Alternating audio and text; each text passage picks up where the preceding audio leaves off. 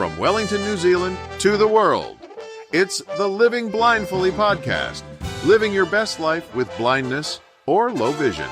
Here's your host, Jonathan Mosen. Hello, the Google I.O. keynote talked about new devices, operating systems, and plenty about AI. We'll cover the highlights from a blindness perspective.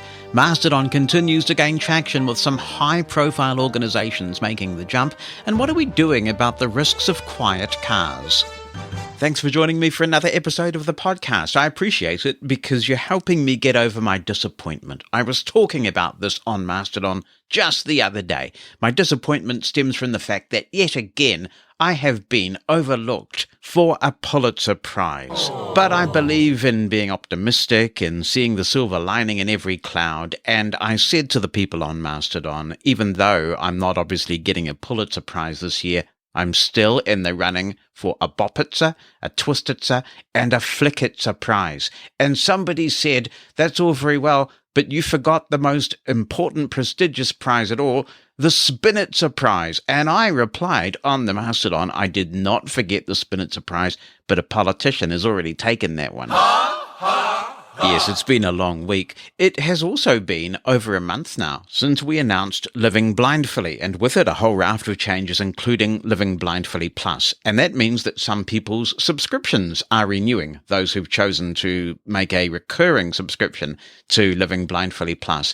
So I just want to say thank you once again. It is making such a difference to my quality of life, to the energy that I can bring to the podcast, because I'm freer from some of these administrative tasks. So your contribution to Living Blindfully Plus mean a great deal. Thank you so much. If you're not subscribed yet, you can support the podcast and get episodes 3 days in advance when you subscribe for as little as $1 New Zealand dollar a month, which only equates to about 62 American cents at the moment. You can go higher, and I appreciate it if you would like to do that. You will get emailed a private RSS feed. You can paste that into your podcast app of choice, reap the benefits of Living Blindfully Plus, and help to keep the podcast viable. So thank you so much. I will be talking about Living Blindfully and my podcasting journey at the New Zealand Podcast Summit. By the time this episode is released, all being well, I will have done that and come back home. They're experiencing some more torrential rain and horrible weather in Auckland, but I'm hoping to be up there over the weekend for the New Zealand Podcasting Summit. And I was talking to the organisers of this summit a couple of months ago and talking about Living Blindfully and all the podcast things I've done over the years. And I pointed out that I've been podcasting since 2004, the latter part of 2004, when podcasting was just starting and we started doing a Mosen Explosion podcast back then. And in those days, you had to roll your own RSS feed. There weren't podcast hosts initially. You had to do all of that yourself. I think Libsyn might have been the first podcast host that I can recall that came along and made things a lot easier and started this whole category of podcast hosting companies. And now there are quite a few around.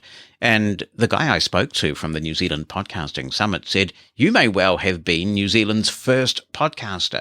And I haven't thought about that before, but I guess that is very possible. So that's a dubious distinction, and it's amazing to think that next year, those of us who were early adopters will have been doing this podcasting thing for 20 years. I haven't forgotten to mention that this is episode 229. So what's the US area code for 229? We're going to the south of Georgia. I feel like I need some sort of reverb or something so I can go, Georgia, must be Georgia. But then I don't want you to cancel your Living Blindfully Plus subscription, so I'll stop right there. The southern part of Georgia, apparently this area code was created in 2001 when an area code was getting a bit full and they created a couple of spin-offs.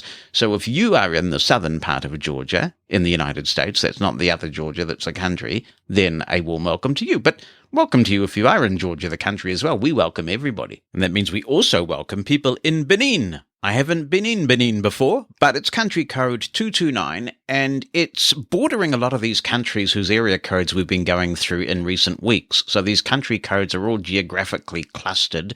There's about 13-ish million people in Benin, and the majority of the population are on the south coast. So welcome to you if you happen to be listening from there. Here's someone who won't be joining us over on the Rockin' Mastodon anytime soon. It's John Reel. He says, "Hi, Jonathan. Just listened to your extremely comprehensive tutorial on Mona. As usual, another stellar tutorial." Well, thank you so much, John. I appreciate that. Unfortunately, he says, as someone who has never used Twitter, I'm probably not going to sign up and use Mastodon anytime soon. In part, the reason is that I have an aversion to social media in general. Another major reason is the geeky nature of Mastodon. I went to masto.host just to check it out and found this as part of their sign-up instructions. Choose the domain/subdomain for your Mastodon server. Skipping a little, we find, pointing the domain to masto.host. If you choose to use your domain/subdomain, you will be given instructions to point the domain/subdomain to masto.host servers. For installations with masto.host subdomain, this step is not necessary. Installation.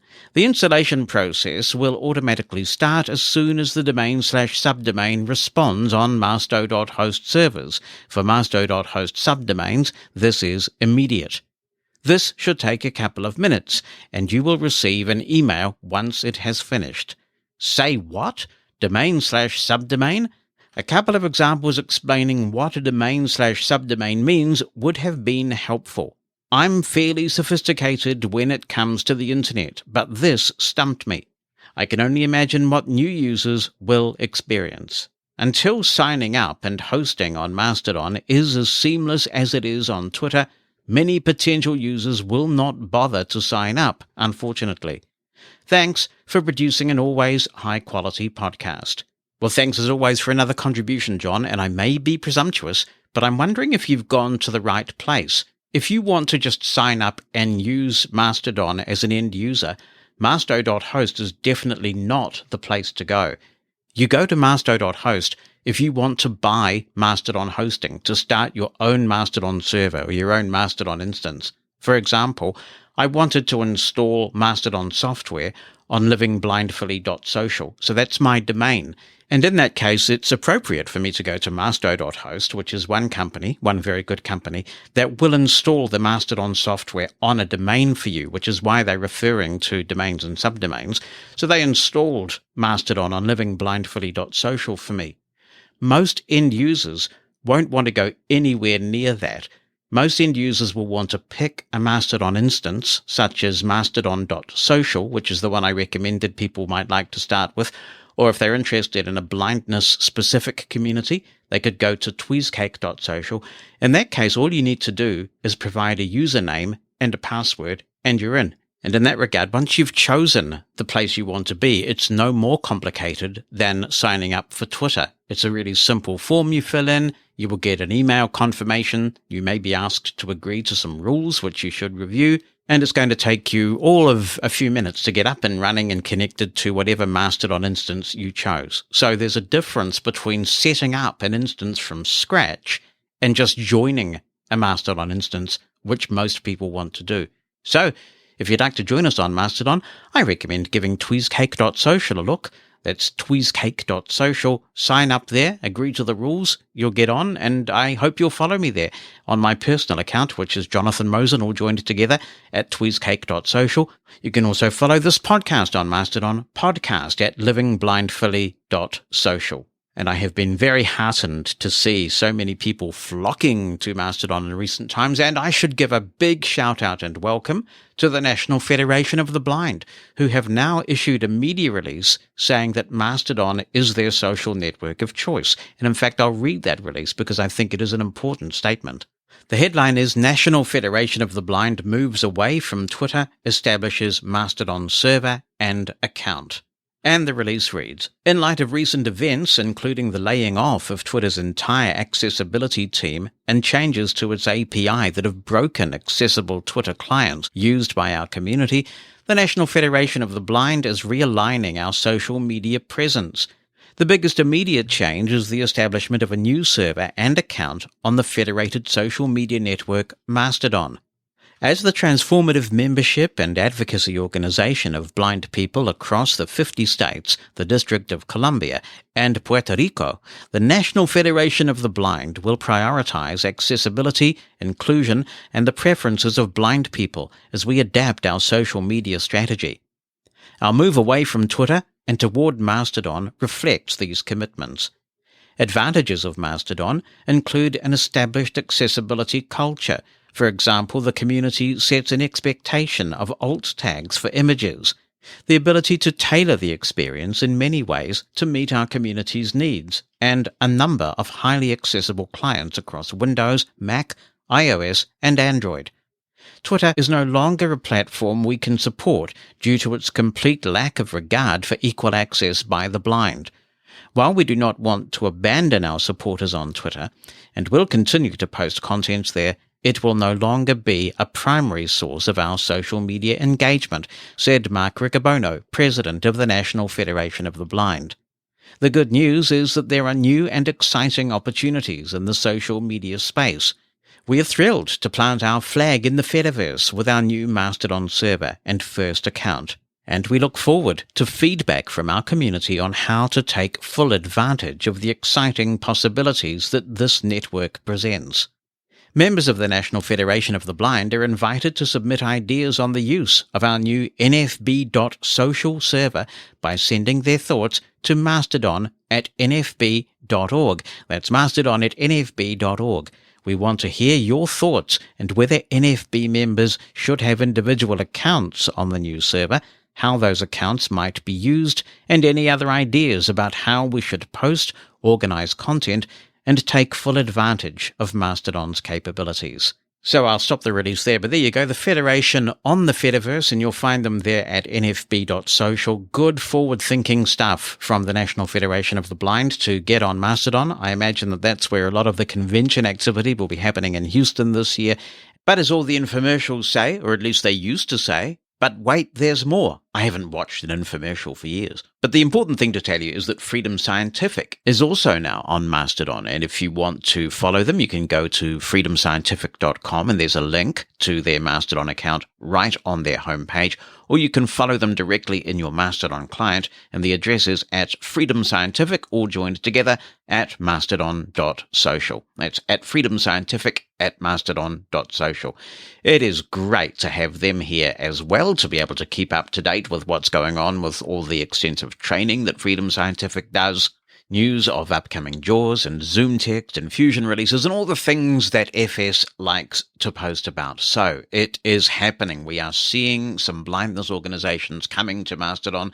There are some outliers, but I'm not going to name them because it seems like we've got a domino effect going on now where quite a few organizations are coming to Mastodon, and it's possible that the organizations I feel somewhat compelled to call out may be on by the time this podcast is published or soon thereafter.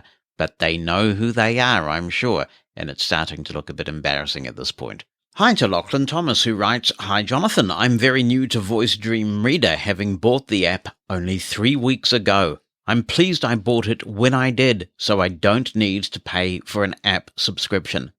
Like you, I access Daisy books from a blindness library. In my case, it's the Vision Australia library. While I understand the concept of downloading books via my iPhone's web browser and importing them into VDR, I would much prefer that VDR used the Daisy Online Standard because I find the process of selecting, downloading, and importing my books into VDR to be clunky, laborious, and slow compared to using EasyReader or Vision Australia Connect.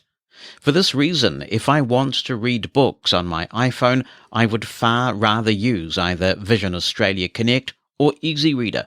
Both these apps allow me to download books directly from the Vision Australia library, and Vision Australia Connect is particularly seamless in its access to the library. I sent Voice Dream Reader some feedback suggesting they add support for Daisy Online, but I'm unsure if they've received my feedback or whether they'll action it. I do find the user interface in VDR to be very usable. I particularly like the swipe actions in the library window, which allow you to do things like start reading a book without actually double tapping on the book to open it. I only wish the documentation was more clearly written. I got confused by the gestures the app uses until I read the notes for voiceover users. Most of the user's manual appears to be written from a sighted user's perspective. Regarding the move to a subscription-based sales model, I had no idea this had happened until I came across this episode of your podcast. Less still did I know of the reaction from users. I personally would prefer not to pay a subscription fee to use the app. In the sighted world, software subscriptions have become more commonplace, I think particularly of Adobe Systems, who, as far as I know, only sell their products, such as Dreamweaver or Photoshop, via subscriptions.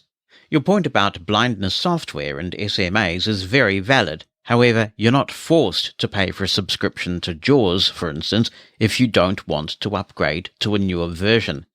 Keeping software up to date is important, but if you feel that a newer version of a software product doesn't have features that meet your needs, and you'd rather stay with the current version, you don't have to pay for the software maintenance agreement.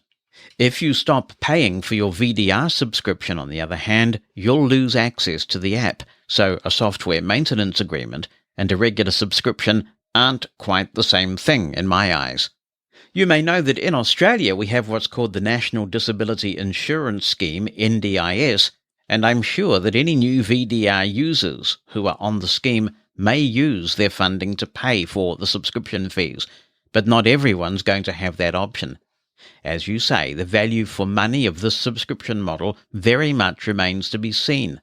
I would personally want to be sure the developers are going to add features that will meet everyone's needs before taking the plunge and buying the subscription. On a slightly unrelated note, does the New Zealand Library for the Blind have an audiobook app that allows you to easily access the library's catalogue and listen to your books on your iPhone, or is VDR your only option? It appears that Easy Reader allows you to download books from Blind Low Vision NZ. Is that the library service you use? If so, would you be interested in trying out Easy Reader? Easy Reader is free. I'd be curious to know your opinion of it in contrast to VDR. Thanks, Lachlan. Some interesting points there. And VoiceStream Reader is designed for the print-disabled market in general. So there are a lot of people who use it who don't use VoiceOver. But you're correct, the manual might do with a little bit of fine-tuning. I do have Easy Reader. To be honest, I think I've been spoiled by VoiceStream Reader. If VoiceStream Reader were not around, then I'm sure I'd get on just fine with Easy Reader. For now, I must confess I find it pretty clunky, but maybe I just need to use it more, and then it would become as intuitive to me as VoiceStream Reader is right now. Blind Low Vision NZ no longer has an app. It used to have one called BookLink. It kind of got, broken, and it's been withdrawn now, which is a great pity. G'day everyone, Scott Rutkowski here from Sydney, Australia. First of all, I want to thank Jonathan for his Living Blindfully podcast and its continuation. And we're all very grateful and very much appreciate Jonathan's hard work on this venture. What I want to comment on today is Jonathan's outstanding writing, or his actual words regarding the subscription model for VoiceStream Reader. I agree with Jonathan wholeheartedly and agree with all the points that Jonathan made in his piece on the show this week. What I am a little disappointed at, as Jonathan rightly said, I think the pricing model has not been thought through. Now, I feel that it's right that a developer should be compensated for all the hard work and investment that they put into the app. What I am upset about is the outrageous price of 40 United States dollars. And right now that equates to 60 Australian dollars as of this particular post or piece. I feel that the price should be less than 40 US dollars. I feel that maybe $20 is a fair price. The other thing is, you don't even get a choice of paying by the month. And in other subscriptions, you either get that choice, or some apps even let you pay every 6 months, every 3. And I think that having to be slugged a large fee to pay for the year is a little bit much. It's hard for the blind community as a whole right now, and not everybody has $40 just to put on the app there. I have emailed Winston Chen and expressed my disappointment at the fact that it hasn't been thought through properly, and I think that he should reconsider his pricing model. The other quick point that I wanted to make in regards to getting refunds from the App Store is that it is actually very easy now to do so.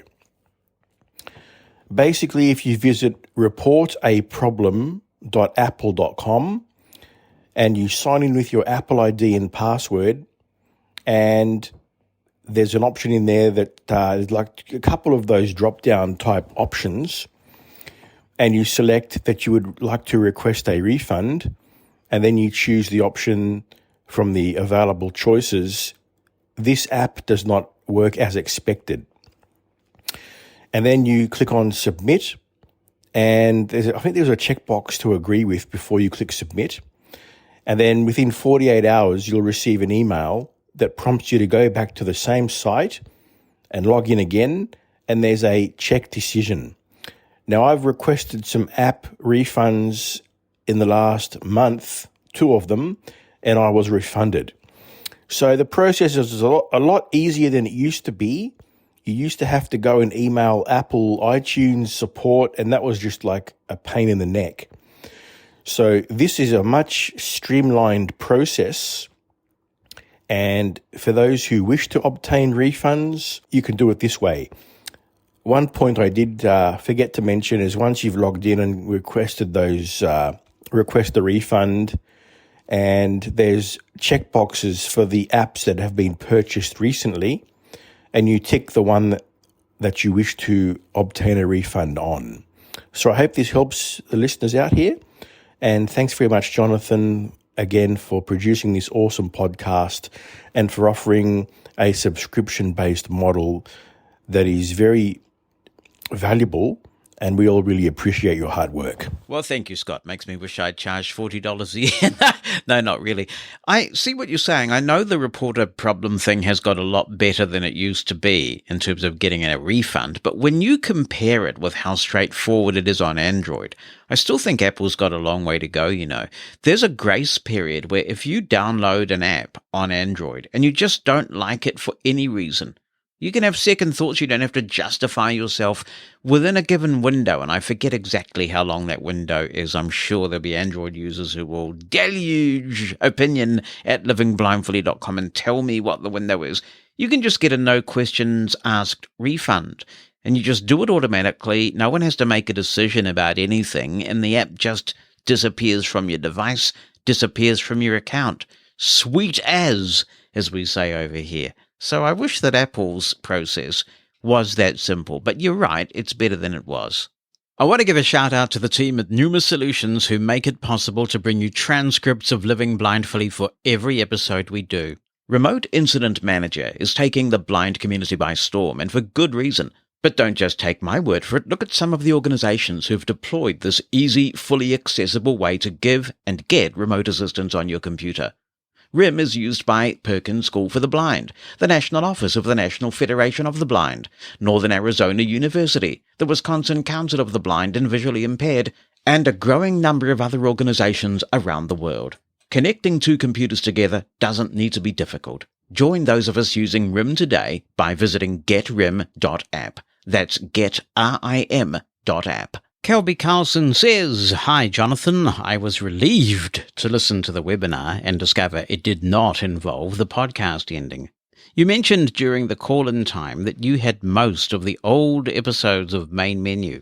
Is this something ACB is planning on re-uploading at some point, or could it be made available in some other way? While the reviews and talks are themselves out of date now, I think the show is historically important, and I would love to listen to some of the old ones. I'm wishing all the best for the continuation of the podcast. P.S. I may have said this before, but I can't imagine doing some of the things you did at the age I am now, like founding ACB Radio with a normal career and small children. Your time management and productivity skills clearly were and are spectacular, and I envy them. Well, thank you very much for the email, Kelby. Really appreciate that. Regarding the main menu episodes, I think they've released one. I think they released main menu episode 1 in a new podcast feed that they created for the purpose called Main Menu Legacy, but they haven't released the others. I do need to go fossicking around because I got a couple of discs with main menu episodes on that I couldn't immediately find when I was copying everything onto my network-attached storage device a few years ago.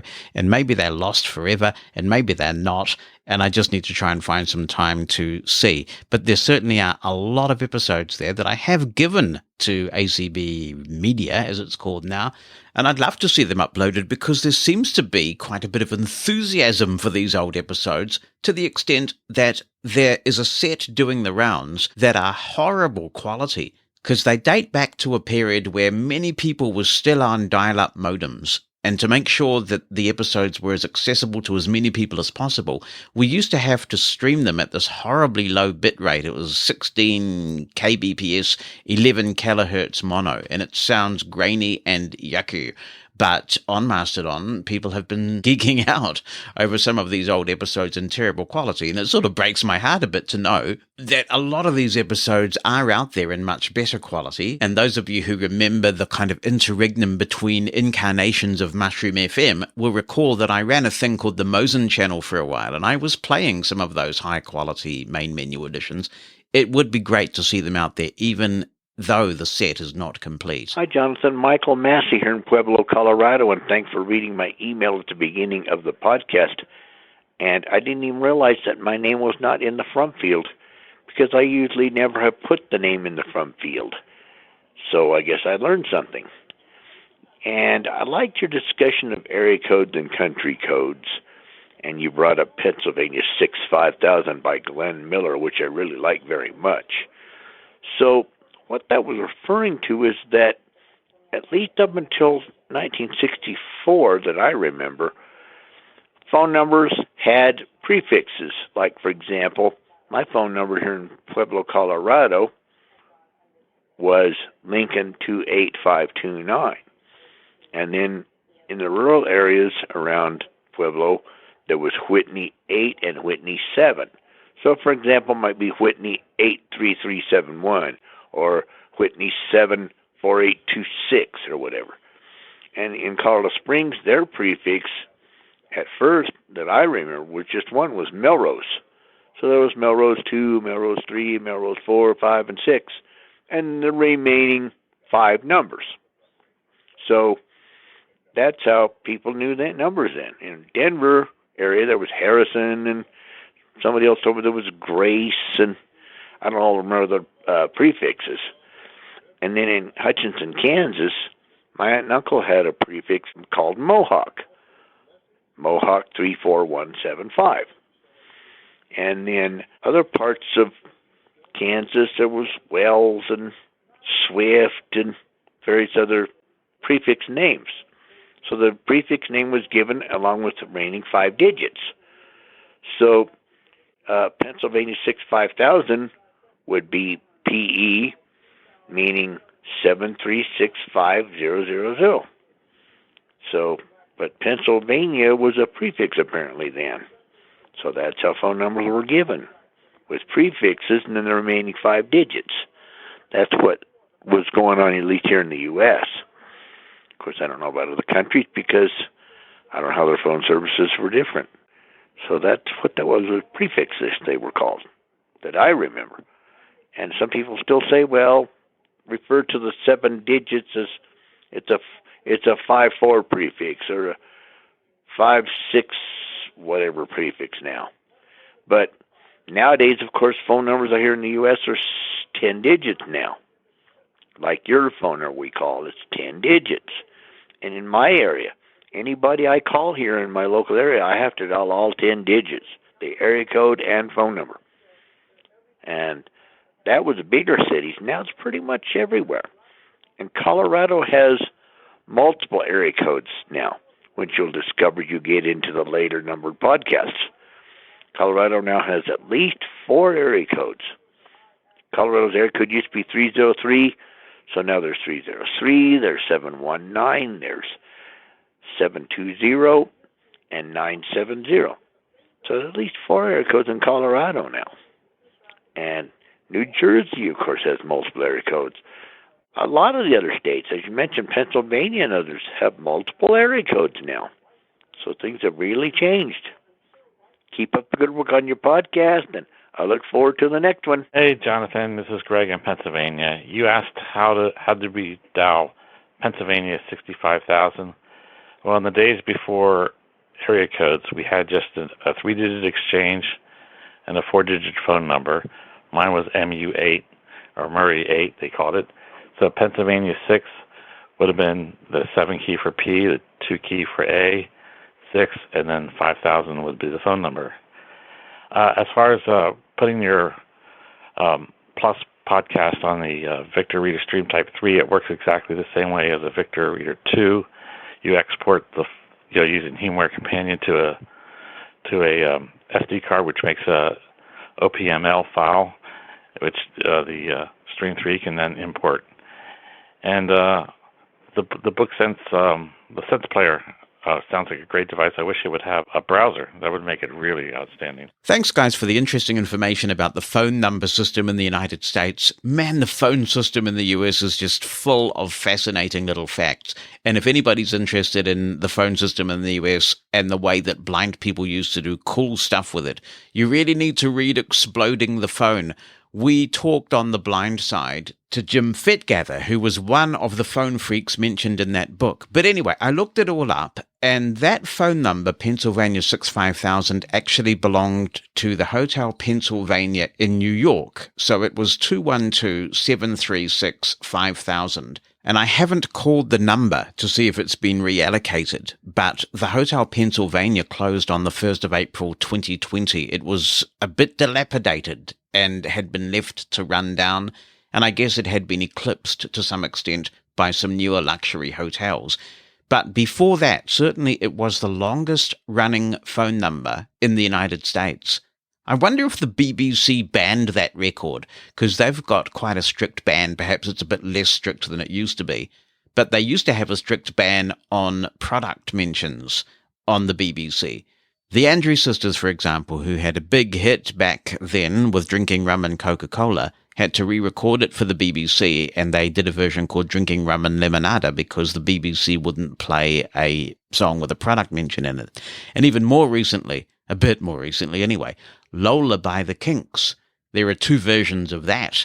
The one recorded for BBC Airplay mentions Cherry Cola, and the original version that most people know mentions Coca-Cola. But I think the Cherry Cola version has sort of acquired some mystique because it was pretty rare. But you can get it on some Kinks compilations or some compilations of British pop music from the era. So I do wonder if it ever was played on the BBC. I do have an excellent recording of the BBC Big Band Orchestra doing Glenn Miller tunes, and Pennsylvania 65,000 is on there. I can't resist trying to call it. I want to see what happens. Call 001-212-736-5000. Calling +1 212-736-5000. Contacts.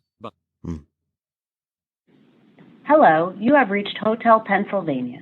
We are permanently closed. For human resources, please press 1. For finance, please press 2. For general information, please press 3. Thank you. Oh, shall we press 3 for the general information? 3.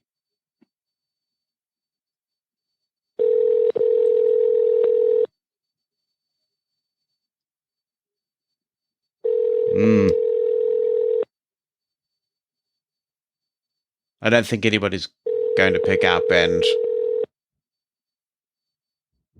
will it go to voicemail?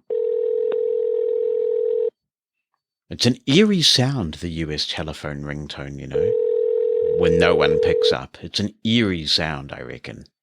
Very different from the way the phones ring in New Zealand.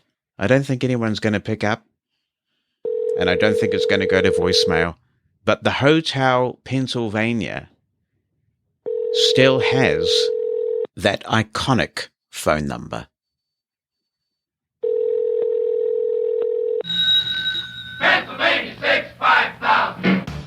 On Living Blindfully, we hear the opinions of blind people from all over the world. So why not share yours? Drop us an email. You can write it down or attach an audio recording. opinion@livingblindfully.com. Email us today, opinion@livingblindfully.com. Or if the phone is more your thing, phone our listener line in the United States, 864-60-MOSEN. That's 864-606-6736. Jane Corona is writing in. Wow, that brings a song to mind. Jane Corona. Jane Corona. And she says, "Hi, Jonathan. I'm coming very late to the ChatGPT craze. I didn't think I'd want to use it, but now I'm rethinking the situation and would like to try to use it on my iPhone. I don't use Be My Eyes much, so I'm comfortable waiting till their virtual AI gets out of beta. But what other ways can I use ChatGPT on my iPhone? I downloaded Microsoft Bing to my phone, but can't seem to get answers to my questions, except that it says it's found me some images. Any help would be greatly appreciated. Also, thanks so much for the mini tutorial from Joe Norton on getting the podcast on the stream. I'm a Plus subscriber and was prepared to forego the ability to get the podcast early, but now I may go and get Humanware Companion and try that." Well, Jane, thank you very much for subscribing to Living Blindfully Plus and keeping the podcast viable. I certainly hope that you are able to take advantage of that primary perk of being a Living Blindfully Plus member, which is to get podcasts 3 days before they're made available to the general public. There are several ways that you could use ChatGPT on your phone, and we'll cover some of them. I think the easiest way is probably to just get onto the new Bing, which is powered by ChatGPT 4, so you have the latest ChatGPT technology there. Because I've been on the new Bing for some time now, I can't verify that this is still the process, but I'm led to believe that approval is pretty much instant these days. If you're signed into your Microsoft account, then go to bing.com/new, and if it's not showing you that you already have access to the new Bing, then you can press the button to be put on the wait list. My understanding is the approval will be pretty much instant. When that approval has come through, you'll then be able to go to the new Bing app on your phone. When you get into the search edit field, you will find near to that edit field a chat button. And when you double tap the chat button, you'll be able to have a conversation with ChatGPT either by voice or by typing in your query. And we did demonstrate this back in episode 217. I think that this implementation of ChatGPT is the best. It's right up to date. You can use voice. You can also type. So it really is worth getting up and running.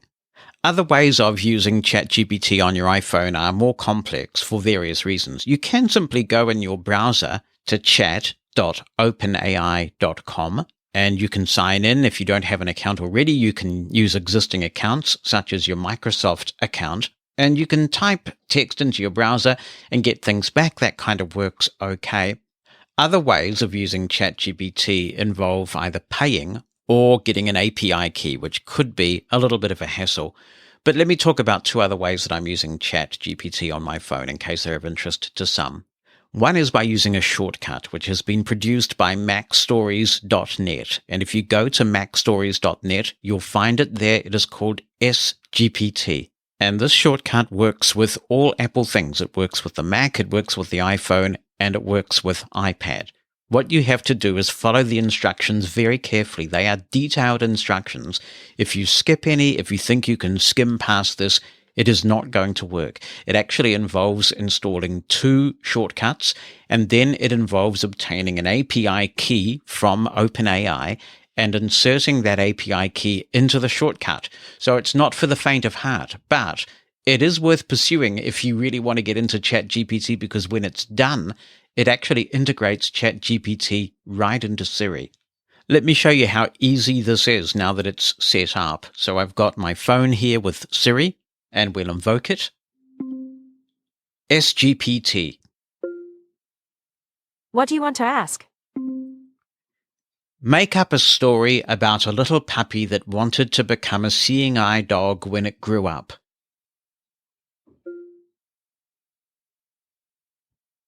One moment. How long is a moment, actually?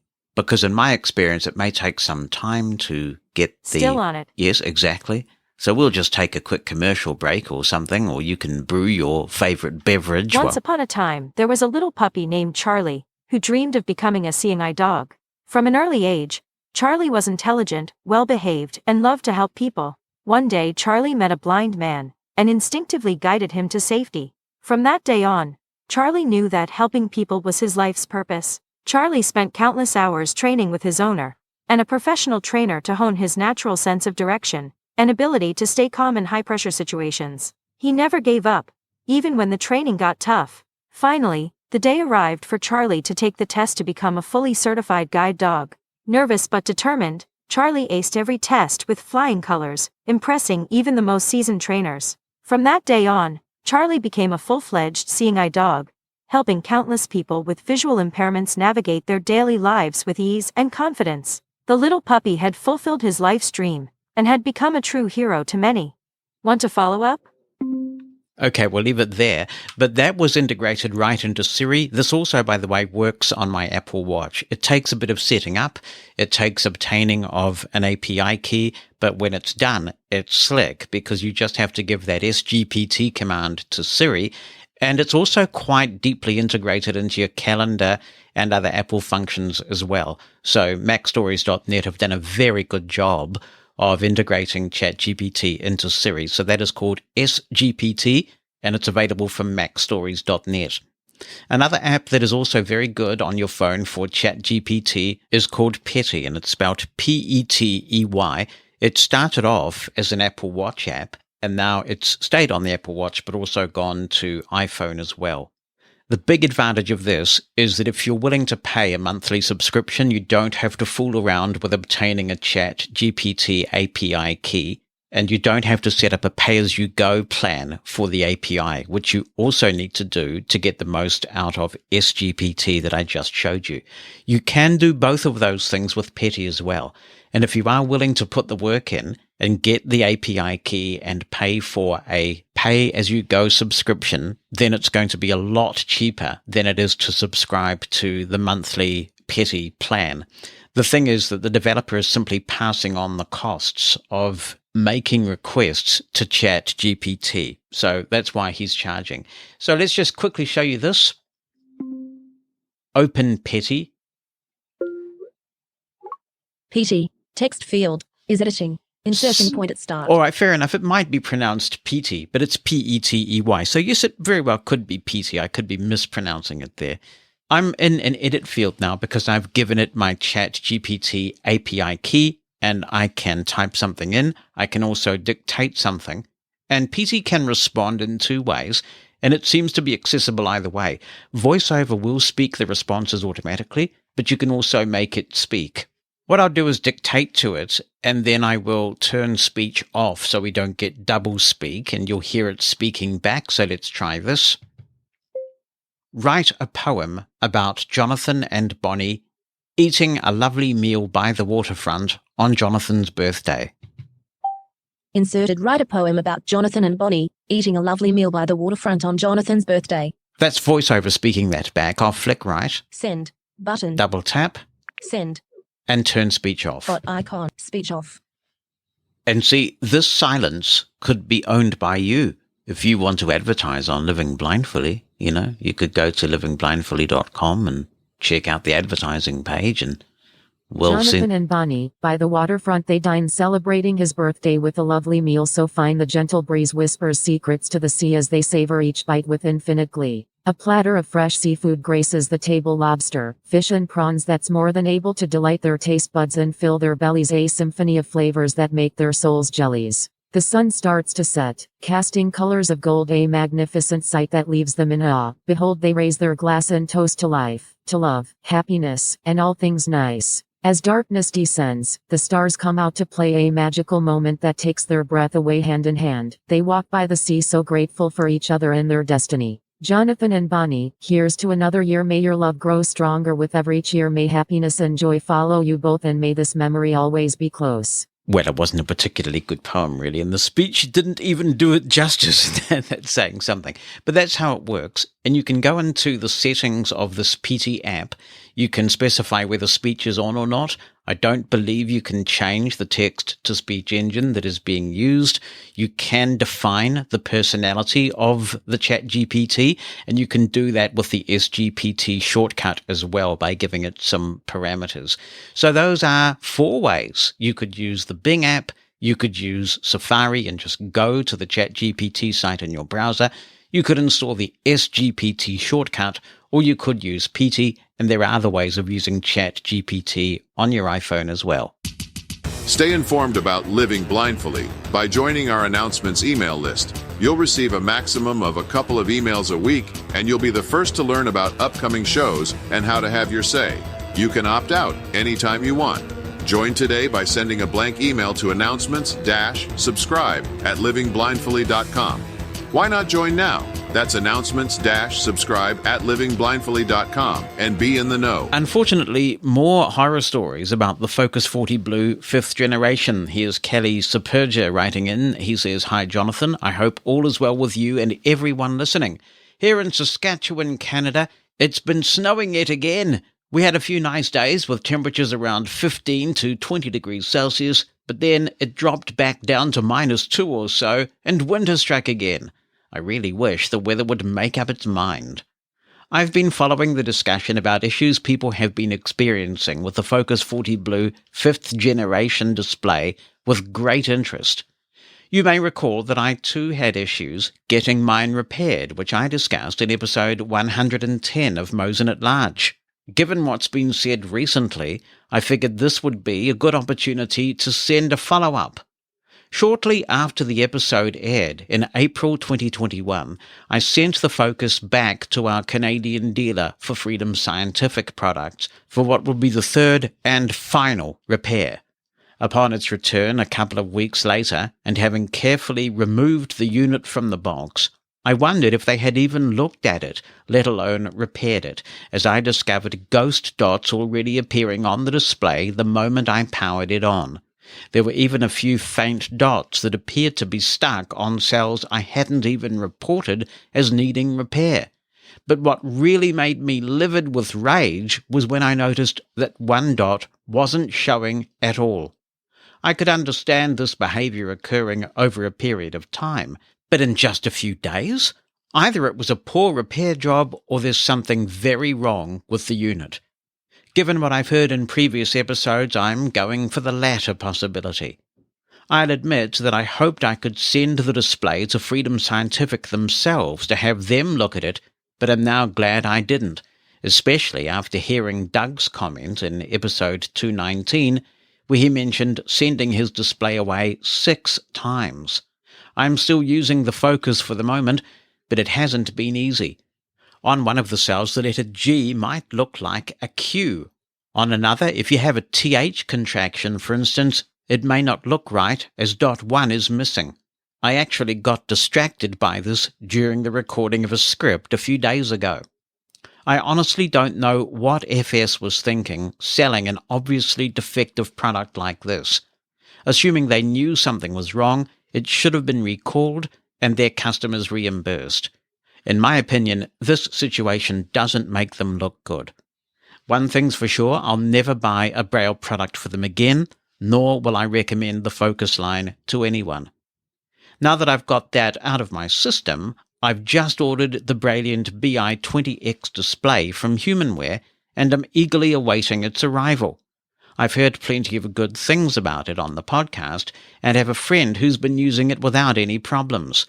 Humanware's customer service has also been wonderful so far. I would have loved to have gone for either the Brailliant BI40X or Mantis, but I'm afraid both are out of my price range. Keep up the great work with the podcast. Thank you very much, Kelly. I'm obviously very sorry to hear that you are experiencing those issues. Hey, Jonathan, it's Wesley calling. And I was wondering, I discovered a strange, I don't know if it's a bug or a feature of the BrailleNote Touch Plus. I discovered how to turn Braille on and off, which was something no user guide or resource that I could find mentioned anywhere. Now, I found this completely by accident. I was fooling around with it and pressing random keys to get it quote-unquote unfrozen, and I happened to discover the Braille on-off feature. So what are you and your listeners' thoughts on this?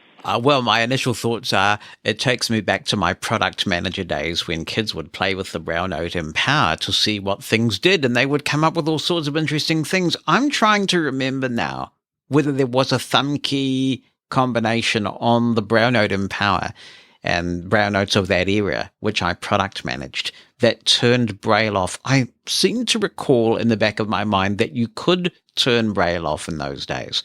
So perhaps it's a Keysoft legacy feature, but I don't know for sure. But good on you for having an insatiable curiosity. Never lose that. Hi, Jonathan. Amanda Crouch from Michigan here. I just started listening to your podcast this year, and I absolutely love it. Thank you so much, Amanda. A couple of things I want to write about here. One, I just recently was able to purchase the new VR Stream 3. I'm upgrading from the second Stream, which finally bit the dust after 2 years of use. Another one bites the dust. Here's my thoughts. I love the rubber buttons. I love that they are more tactile and bigger. The new speaker is fantastic. With my hearing impairment, I no longer have to turn the Stream up to high volume. Battery life is outstanding. I've been able to hook up my AirPods to Bluetooth on it, and that works wonders. I'm with the people who don't mind that the Stream doesn't have a removable battery. I've never had to replace it, so why complain? With all the good things to say about the Stream 3, however, I have encountered up to 5 bugs. I have reported these to HumanWare, so hopefully we will see a software update soon. I will list said bugs in a separate email to see if I can get user feedback. The other thing I'd like to write about is the outstanding voices from 11 Labs. Wow! So I was able to successfully clone a voice, and wow, am I beyond amazed. He reads exactly how this person would read, and the voice is scarily accurate. Since he's done interviews and whatnot, those are the samples I used. And I feel okay saying who this person is. Shawn Mendes. He's a young Canadian pop singer. Thanks for taking the time to read this long email. Keep up the awesome work on the show. Thank you, Amanda. I'm glad you've discovered the podcast. It's good that you're happy with your purchase. That's always nice. Hi, Jonathan. It's Sean. I believe you had someone who was asking about Kurzweil 1000 version 14 and having difficulty installing it on a new machine. So if you have a valid version 14 serial number, you can call their customer care. They will verify that it's version 14 and give you an encrypted link that will last for 48 hours, and they encourage you to put it, in Dropbox or somewhere like that so you can get to it at a later date. And I actually called them at 5 East. I think they must be in Massachusetts because I called them at 5 Eastern and they were still open. Their telephone number is 1-800-894-5374. And then you choose 3 for technical support and 2 for Kurzweil 1000 support. I did this quite a while ago, but I couldn't remember the exact process, and I wanted to make sure that I had correct information for your listener. So hopefully that helps. I know I took my installer and put it in Dropbox, and that has been very helpful. So as long as you're valid serial for 14, you're good to go. We've got an email from Ahmed Alasso. He says, Dear Jonathan, I hope this email finds you well. As a long-time listener of your podcast, I am reaching out to you for the first time.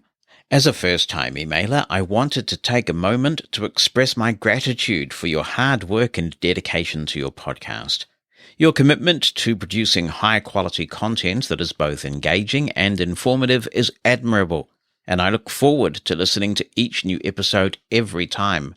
I particularly appreciate how you cover topics related to accessibility and disability rights, which is why I am writing to you today. Well, thank you for those very generous comments, Ahmed. I appreciate you listening.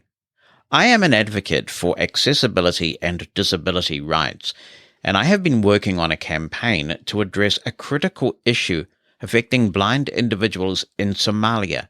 The campaign/open letter aims to request Microsoft to develop a Somali text-to-speech TTS tool that will enable blind individuals in Somalia to access critical information.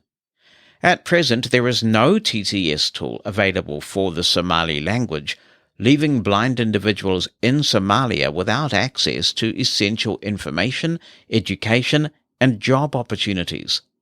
As a result, I created a petition to urge Microsoft to develop a Somali TTS tool, and I will put a link to this open letter in the show notes for those who would like to sign it. The URL is a little long to read. I contacted Microsoft, says Ahmed, and a gentleman there informed me that the Somali language is currently in development. However, there are several other languages ahead of Somali in the development queue, which means it may take a while before a Somali TTS tool is available. Given the urgent need for this tool, I would like to suggest an alternative solution. I believe that it would be possible to convert the current Somali neural voices to TTS as SAPI-5. This solution could serve as a temporary fix for blind individuals in Somalia while waiting for the development of a full-fledged TTS tool. I am passionate about this cause, and I would be grateful if you could help spread the word about my campaign with your listeners or contacts. Moreover, I am curious if you have any suggestions on how we can ask Microsoft to expedite the development of a Somali TTS tool, given the enormous need and lack of alternative solutions for blind individuals in Somalia. Thank you for considering my request, and I look forward to hearing from you. Well, I wish you luck with your advocacy on this question. I did reach out to contacts at Microsoft to see if I could get them to engage with me on this and tell me how speech engines are prioritized, what would be involved. I did not receive a response, but I hope that your advocacy bears fruit. It must be very frustrating not to have text-to-speech in the language that you speak as your primary language. In episode 225, I spoke with novelist Adrian Spratt, and Amy Rule has some comments on that interview. She says, "Hi, Jonathan, happy to be a part of the Living Blindfully Plus community." Well, I'm happy that you're a part of it too, Amy. Thank you so much for your support. Following your discussion with Adrian Spratt, I read Caroline.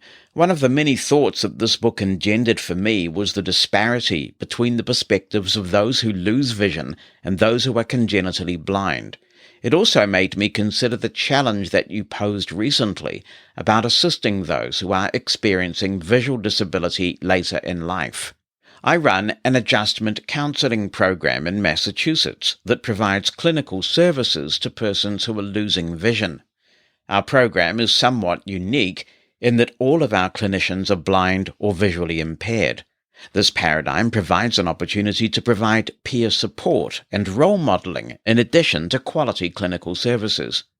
One impact of working with this population, however, is that we work with people who, in many instances, will always see their visual impairment as a significant loss of quality of life, irrespective of their level of adjustment. However, in meeting them where they are, which is an integral component of our services, we are still able to offer them compensatory techniques and tips that aid them in regaining functionality and assist them in learning self-advocacy skills and gaining strength and hope from our example. In my involvement with the traditional blind community and consumer organizations, I have often seen evidence that many of us who have been blind since birth tend to minimize the losses and concerns of those who experience visual impairment later in life. I confess that I did not take their perspectives sufficiently into account prior to working with this population. I sometimes wonder if, for some people, acknowledging the loss that visual impairment often represents feels threatening to a population who must constantly fight for inclusion and acceptance and must prove our worth as equal citizens in an ignorant society. I would love to see the traditional blind community provide those who are experiencing visual impairment with alternative tips and strategies that may help them to transition from using vision when it is no longer effective to using other, more efficient techniques. I can think of many examples that might work. You might consider having a segment of your podcast devoted to this kind of information. This might increase the listenership and provide a powerful vehicle for giving the gift of our knowledge to an underserved part of our community who need this information and encouragement. I appreciate you sharing this perspective, Amy. Thank you very much. It resonates with me for a couple of reasons. I worked in the rehab field briefly in the mid-1990s, and it was a really important learning experience for me because right throughout my life, I did not consider blindness a particular barrier. I considered other people's perceptions of it a barrier, but not the blindness itself. So working with people who had gone blind later in life, who may have been experiencing a range of age-related disabilities, and blindness for them was the final straw, or people who had gone blind even in midlife and were trying to put their lives back together. That was incredibly instructive for me and helped to round my perspective. In the organization where I now work, where I'm CEO, we're a pan-disability organization, and we help a wide range of people with impairments and health conditions into employment. And your discussion about meeting people where they are is very important because some of the people that we work with do not consider themselves a disabled person. In New Zealand, the social model of disability is dominant, and I thoroughly support the social model and embrace the social model. So that makes the point that we are not disabled. Society disables us as a result of lack of accommodation and poor choices. But disabled is a pretty loaded term, and some people just don't consider themselves to be disabled, and we want to work with them. We want to help them into employment. So it doesn't really matter what they call themselves. What matters is that we can provide that assistance and hopefully make an enormous difference in their lives with the dignity and economic independence that comes from work.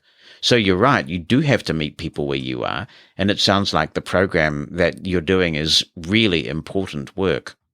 There are so many attitudinal barriers to overcome. I have seen people take a very long time to read an email the quote normal way when they might use text to speech and get the same job done really quickly.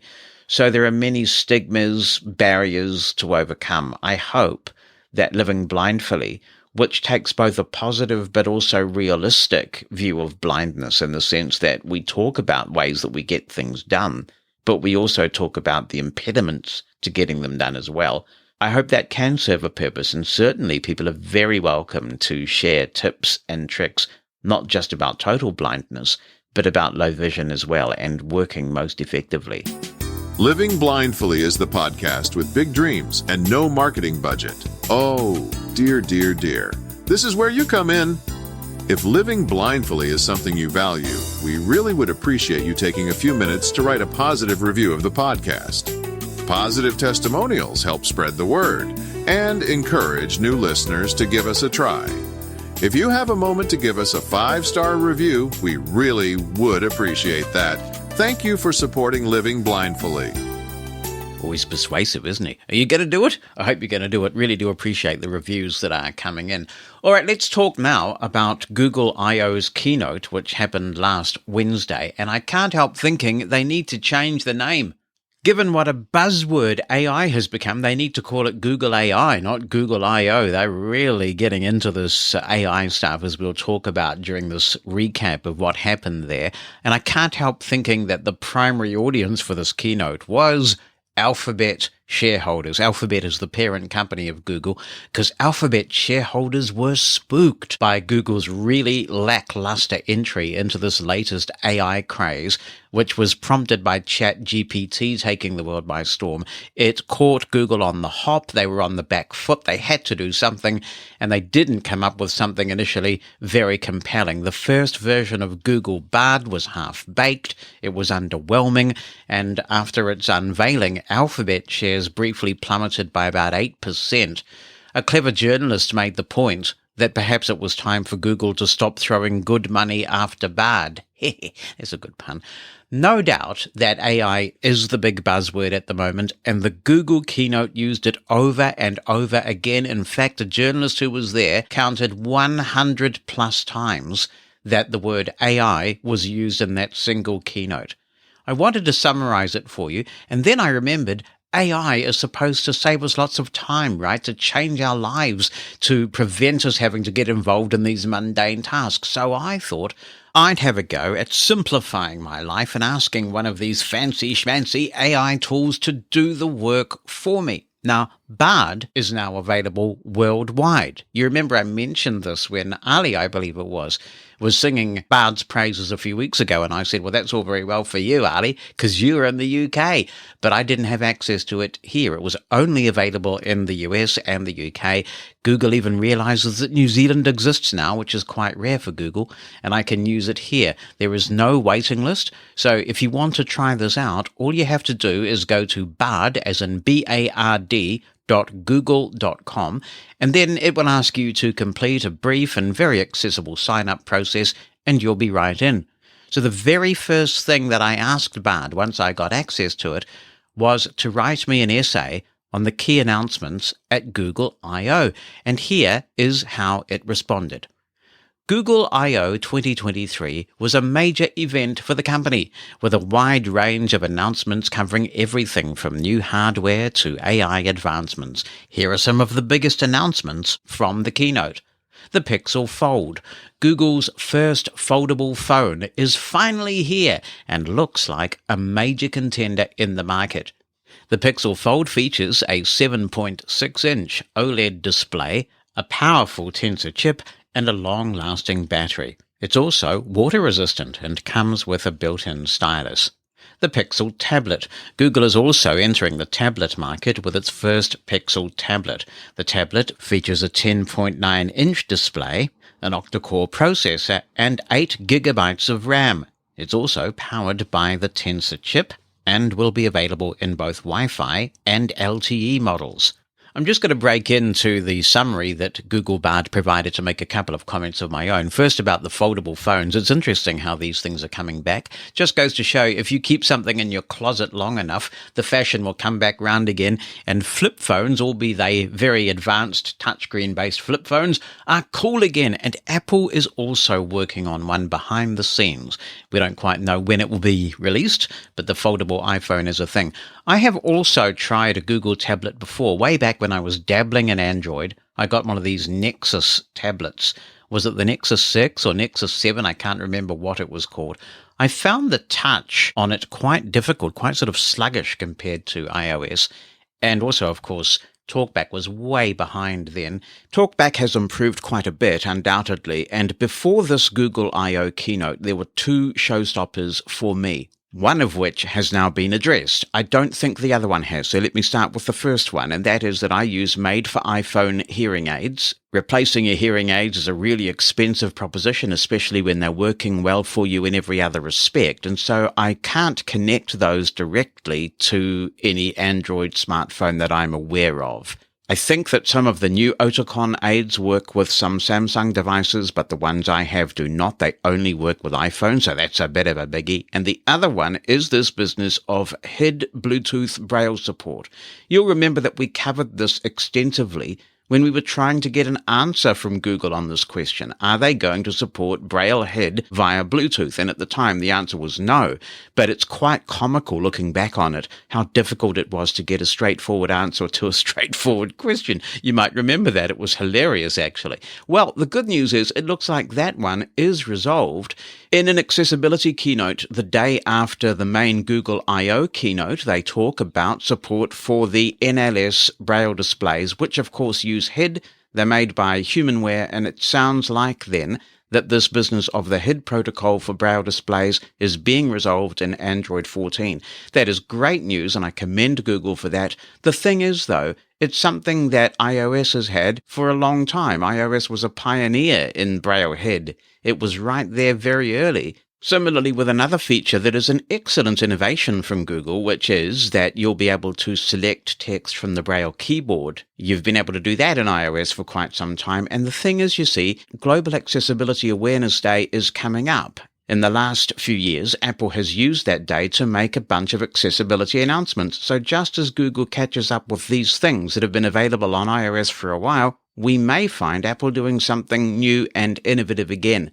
But I've always said that I want blind people to have the same choices as sighted people. There are various reasons why people choose iOS and why they choose Android.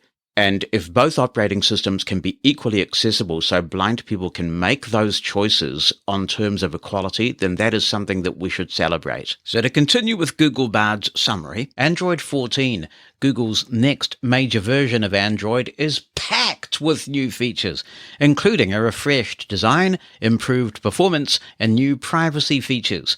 Android 14 will be available on Pixel phones later this year, and other devices will follow suit in coming months. Google Maps.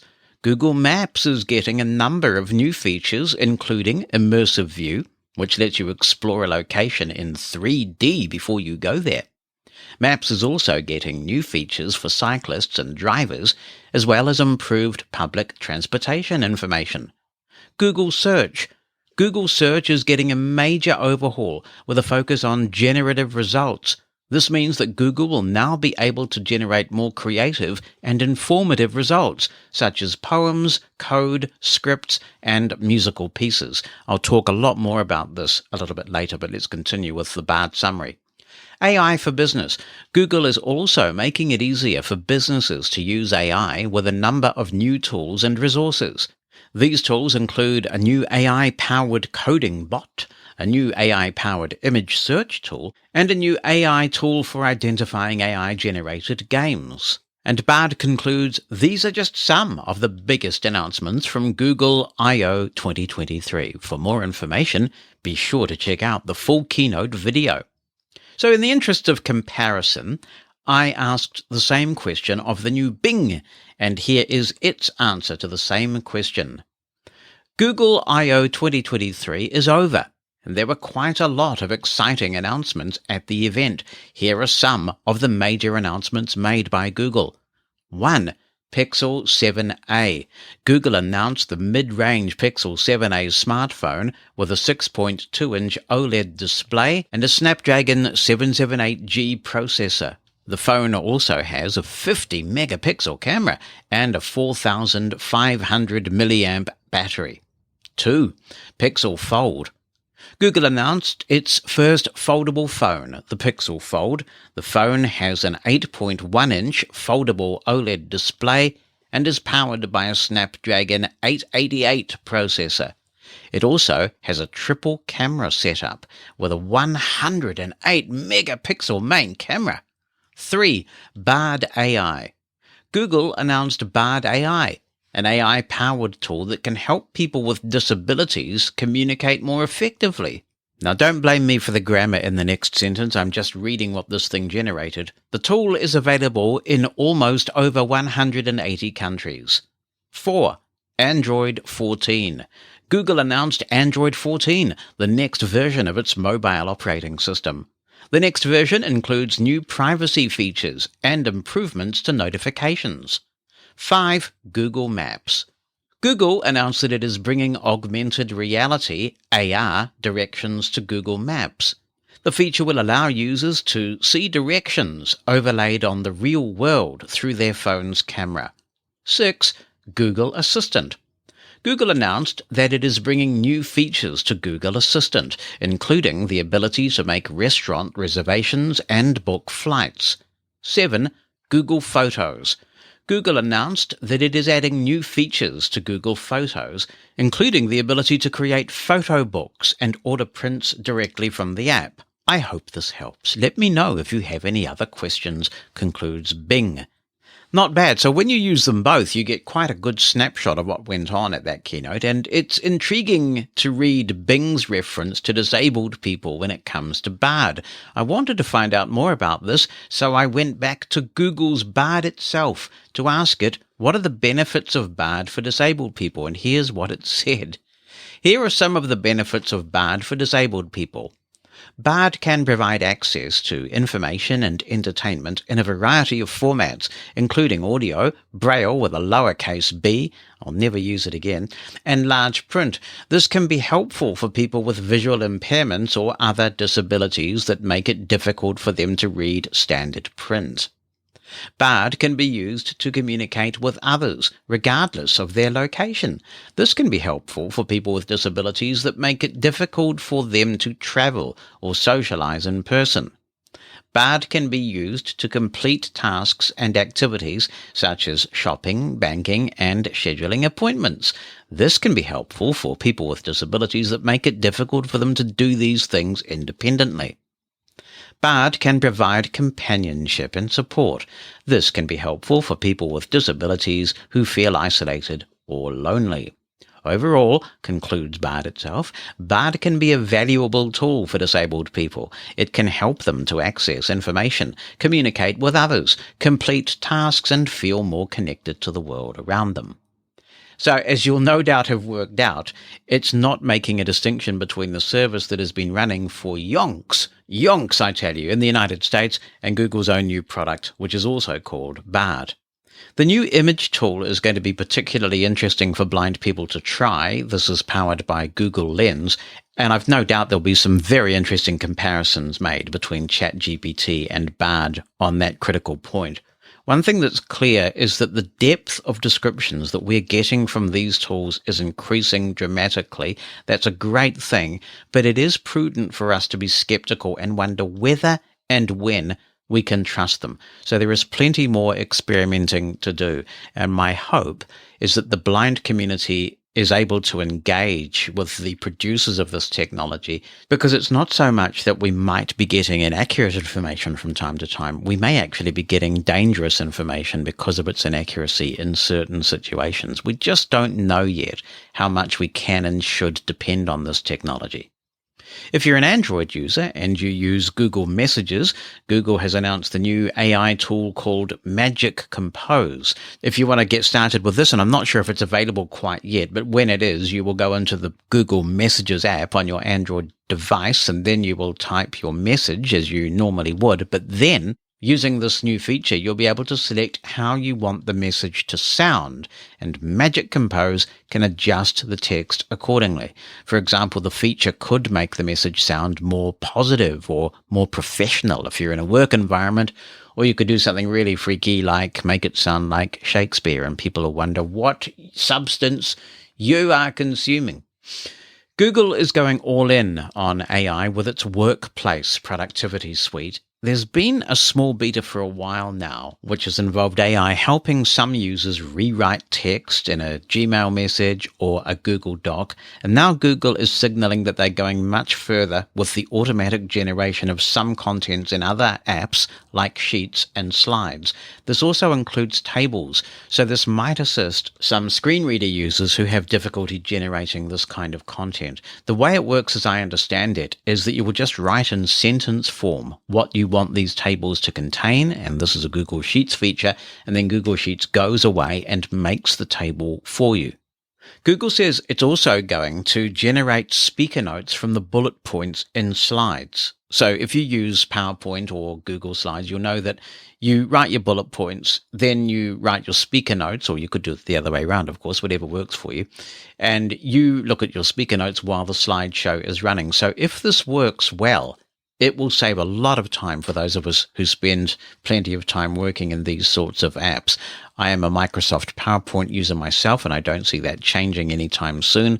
But of course, Microsoft is also working on this sort of thing with its Copilot project for Microsoft Office. So this AI race is quite interesting as we see how these companies are starting to differentiate themselves. Google's getting into image generation as well. This is something that Bing and ChatGPT already have. If you can describe the kind of image that you want, Google will generate it for you. The thing about this is I always have some nervousness uploading or publishing in any way content that I can't verify. So those of us who are totally blind will have no way of verifying how accurately Google has carried out our instructions when we've asked it to generate an image. So you might want to use something like Ira in that instance to just get a sighted person's opinion on the image that Google has generated. If you follow Living Blindfully on Mastodon, you may remember that some time ago I have been posting about this next technology I want to discuss. Google is gradually making its Music LM service more public. This is something they've apparently been working with the musician community on to try and minimize the possibility of copyright infringement, but this is very intriguing. I want to see this thing going. The idea is that it turns text into music, so you give it an instruction about the kind of music you want. You might say, generate me something relaxing to help me unwind at the end of the day, or up tempo to exercise with, or whatever you want. You can get specific about the instrumentation you want as well, and you can go into details about the mood, tempo, all kinds of things like that. So I really am interested in having a play with this, and of course demonstrating it for you on Living Blindfully. You have to get on the waiting list with Google's AI Test Kitchen. I've done that, and so we'll see if or when my number comes up. Anyone listening from Google? Help! Project Tailwind is the next thing I want to talk about from Google I/O. This is an AI-powered notebook tool. It's built with the aim of taking a user's free-form notes, and then it automatically organizes them and summarizes them. This could be quite good if you're doing research for a book or an academic essay or something like that. The tool is available through Labs, which is Google's refreshed hub for experimental products. It's integrated with Google Drive, so you would pick the files that are relevant to the project from Google Drive, and then Project Tailwind creates a private AI model with expertise in that information, along with a personalized interface designed to help sift through the notes and documents. Could be genius if it all works as advertised, I suppose. Also, at Google I/O, Google said they're testing a powerful new translation service that puts video into a new language while also synchronizing the speaker's lips with words they never spoke. This is called Universal Translator, and it was shown as an example only, recently made possible by advances in AI. So we don't know if this will ever come to market, but of course they made the point that they're showing it because it also presents some serious risks that have to be reckoned with from the start. This is the thing about all this AI stuff. I think people are still reckoning with the ethics of some of this and how we just make sure we keep it under control. The experimental service takes an input video, and in the case of Google I/O, they showed a lecture from an online course that was originally recorded in English, and then it transcribes the speech, translates it, regenerates the speech using the same style and tone that was used in the original language in that translated language, and then it edits the video so that the speaker's lips more closely match the new audio. I mean, that's quite incredible. As you will have heard in our interview with 11 Labs, this is also an area that they are interested in, although I think at the moment they're strictly on audio. No video at this stage, to the best of my knowledge, but they do now have a solution for this in early testing. So if you want to, you can go to 11labs.io, that's the word 11 all written out in full, 11labs.io, and you can get an account with them, and you can send it some text, and then it will translate it into another language. If you supply your own voice for the audio that it generates, then it has the effect of you speaking any language that 11 Labs supports. All this stuff is cool, and sometimes technology comes along that's clever, but it doesn't stick, it doesn't resonate, because it doesn't solve a problem people think they have. So for me, one of the most interesting announcements from Google I/O is something called Search Generative Experience, or SGE for short, and I think you'll be hearing a lot about this going forward. The promise of SGE, whether it fulfills it or not, remains to be seen, but the promise is that it's going to try and use AI to improve the efficiency of Google Search. If you use Google Search now, you'll have seen that sometimes you type something in and at the top of your results you'll get this featured snippet from the web where Google has sought to prioritize certain information from a specific website that it trusts, that it believes will be helpful for your specific inquiry. But what if AI could quickly examine all the search results that you pull up and come up with a quick summary of the key findings at the top of your search results, much like a good librarian would? That's what SGE is aiming to do. And if it does it well, it'll be super useful. So those for me are some of the key takeaways of Google I/O. What do you think about it? Are you excited about any of this? Is the AI craze catching on for you? Is it really making a big difference in your life at this point? Or is it all more promise at the moment than reality? Let me know what you think about all of it. And of course, if you've got any thoughts on Android 14, we welcome those as well. And are you buying a new Google device? You're going to grab that 7A or the amazing new foldable Google device. I think what's also interesting is how or will Apple respond to this at its WWDC keynote next month. Everybody's talking about AI, and you just feel like Apple's not feeling it. Apple has always sung its own tune. It's played its own game. It doesn't care if it's last to the market with a foldable phone. It cares about the quality, or that's how the narrative goes. So maybe we won't see much about AI in this keynote. But even before this latest AI craze, I've got to tell you, Siri is looking more and more behind. And it actually seems to be getting worse in my mind. I give Siri commands now that it used to be able to answer confidently or execute confidently. And now it doesn't. It's like it's mishearing me. It's like it's me. It's like it's developing a degenerative hearing impairment or something. So I don't know. Apple might have to pull something out of the hat in this space, and it will be interesting to see whether Apple feels pressured to do so. If you'd like to comment on any of this, you're very welcome. opinion@livingblindfully.com is my email address. You can attach an audio clip to the email, or you can write it down if you would rather. And you can also call the listener line. That number's 864-60-MOSEN, 864-606-6736. Like the show? Then why not like us on Facebook? Learn about upcoming episodes and see when a new episode is published.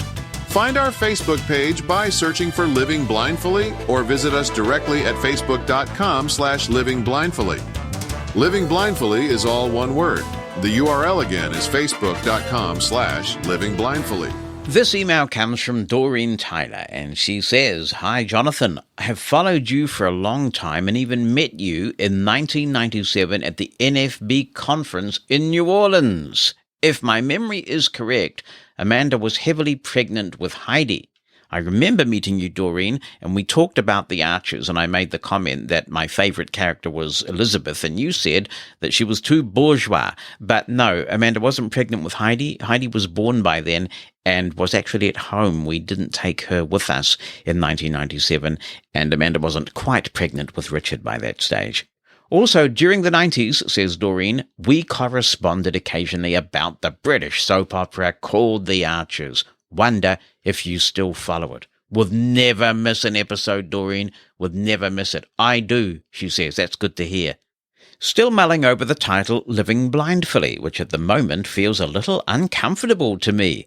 It seems to me to speak more to the medical model of disability than the social model, though I suspect those two concepts have long ago disappeared. I'm sure I will get used to it, though, and will certainly subscribe to the Plus version. Well, thank you so much, Doreen. And no, for me, those models certainly haven't disappeared, and I am a strong proponent of the social model of disability. The term living blindfully is all about living a full life as a blind person or someone with low vision. So it very much is based on my philosophy of blind pride. Doreen continues, I've been following your podcasts and specifically the subject of depression in the blind community. And while I have seen references to depression in young blind people, I feel there has been limited coverage of older blind people. I am now 72 years of age, reasonably physically fit, but mentally not so great. I have lived alone since 2007. Before that, living in Canada for 9 years, married to an American, and leading a relatively full life. For many reasons, the marriage didn't work out, and I moved back home in 2007. When people say that moving home is highly stressful, they ain't wrong. It in fact cost me my mental health, and I was hospitalized for 2 months in 2008.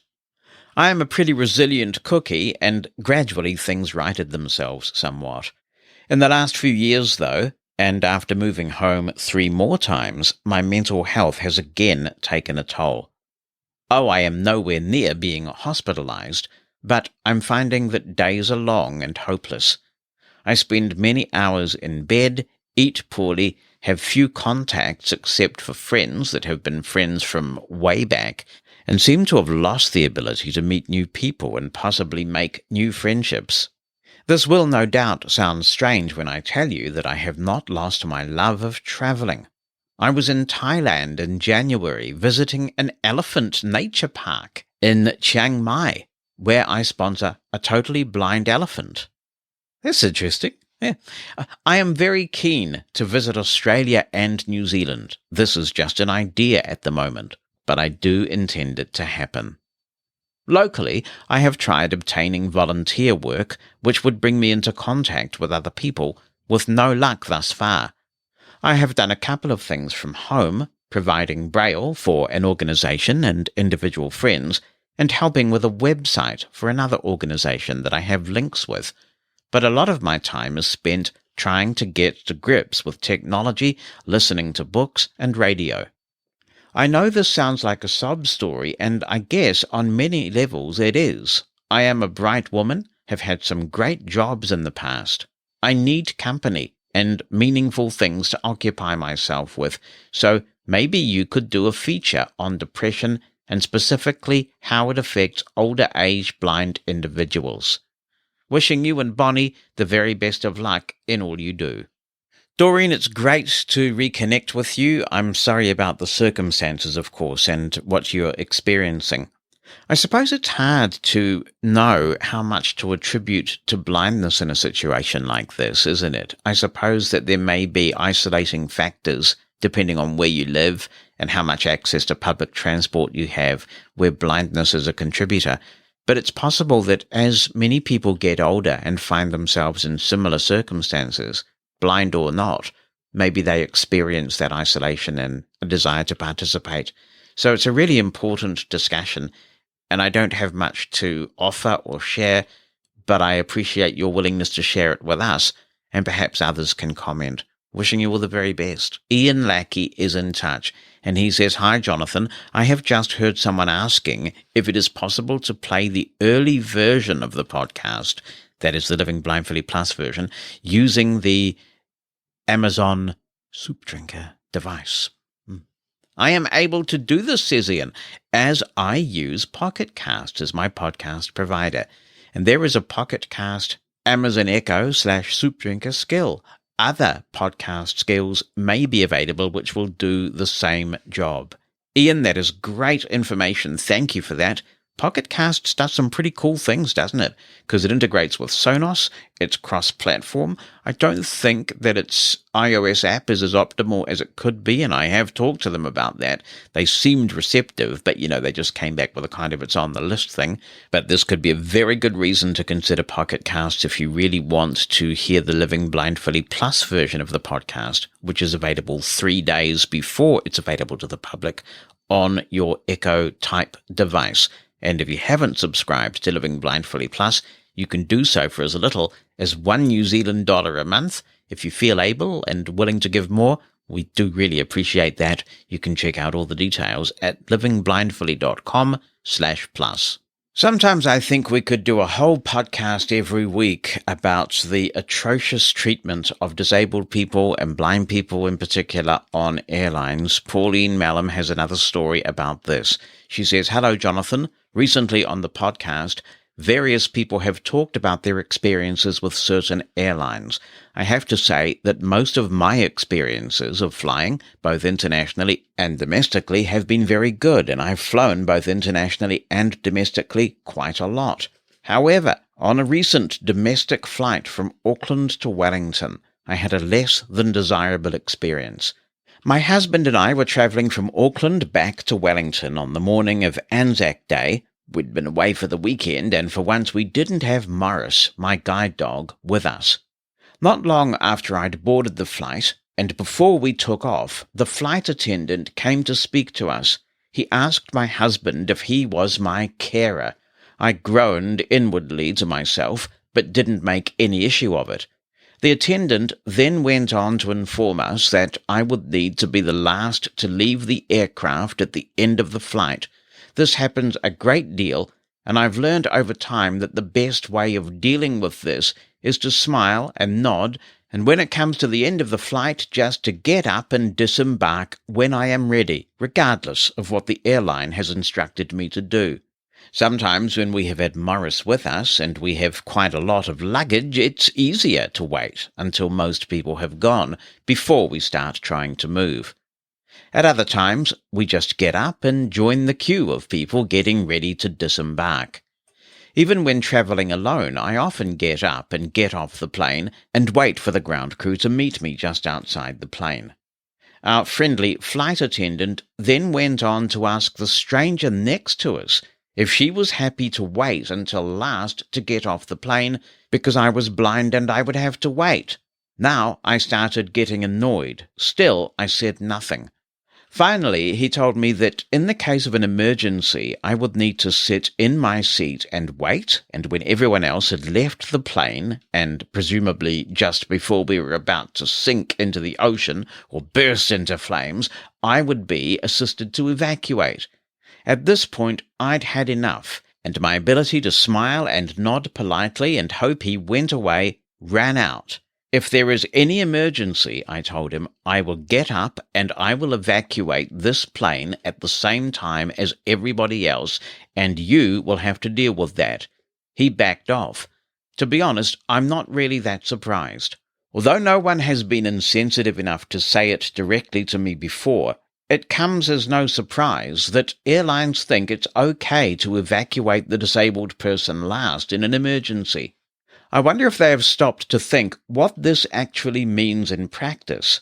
What it means is that my life as a disabled person is valued less than everyone else on that flight.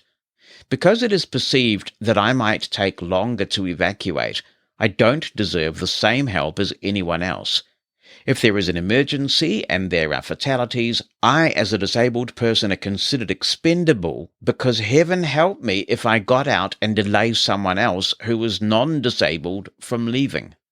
These policies are discriminatory and are certainly not based on a rights-based model of disability. I haven't yet made a complaint to the airline, but I'm seriously considering it. Thanks for writing in, Pauline. I am so curious to know, was it Air New Zealand or Jetstar that you were flying? I took a cue a long time ago from a colleague I used to fly with on this thing about if we need to evacuate, you just wait there until everybody else has got off. And he came up with a line that says, why do you think blind people burn slower than everybody else? It's an absurd and insulting thing for an airline to say. It is also humiliating when you can just be sitting next to a passenger and you don't know this passenger, and the flight attendant just says at random to the passenger without consulting you, oh, would you mind helping this person in the event of an emergency and everything, like you're some sort of unaccompanied minor or something. There really is a serious disability confidence problem we have here. Now, I actually took Air New Zealand to the Human Rights Commission back in 2020 because they have a policy which sometimes they enforce and sometimes they don't, that says that a blind person with a guide dog must be in the window seat. And when Bonnie and I travel together, I like the window seat. I like to curl up in the window seat. Believe me, it's not for the view. And she's quite happy to go into the middle seat or the aisle. So we have this sorted. We're quite happy to put Eclipse, the dog to eclipse all dogs, in the center, so her paws aren't blocking the aisle or anything like that. Bonnie's happy to go in the aisle, and I go in the window seat. To the best of my knowledge, Air New Zealand is the only airline that prevents us from doing this. Jetstar doesn't prevent us from doing it even. But Air New Zealand does, according to their official policy. They tried to tell me that it was something that the Civil Aviation Administration decreed, and I checked this out, and the Civil Aviation Administration says, oh, no, we don't. So I took them to the Human Rights Commission to this mediation session that I got set up so that they could tell Air New Zealand that they don't do such things. Because what it's actually doing is saying to a blind person, you can't sit where you want. If you have a seating preference and you're traveling with another person who has a guide dog, you cannot sit where you want. So we get a lesser amount of discretion, a poorer quality service. When I first went to the Human Rights Commission to complain about this, they actually refused to take the case. and I had to protest pretty vociferously and say this is clearly discriminatory. If I were not blind, if I were not traveling with somebody who has a guide dog, this would not be coming up. This is clearly discrimination on the grounds of disability. The guy that I dealt with at the Human Rights Commission was obnoxious.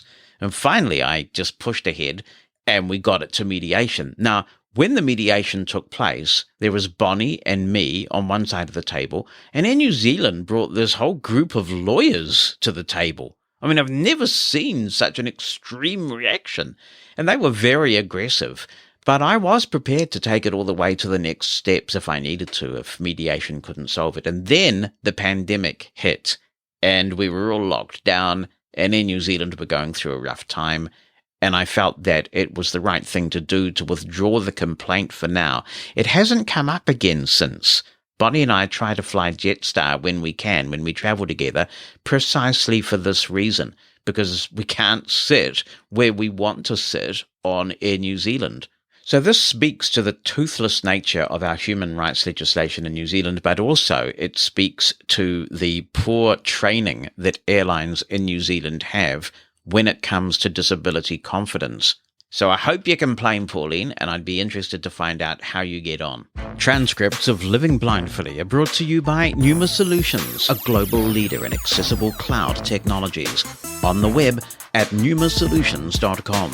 That's PNEUMA Solutions.com. And speaking of Pneuma Solutions, magical Matt Campbell has been in touch from Pneuma Solutions telling me that actually the best way to follow the main Pneuma Solutions account on Mastodon is just to use Pneuma Solutions at pneumasolutions.com.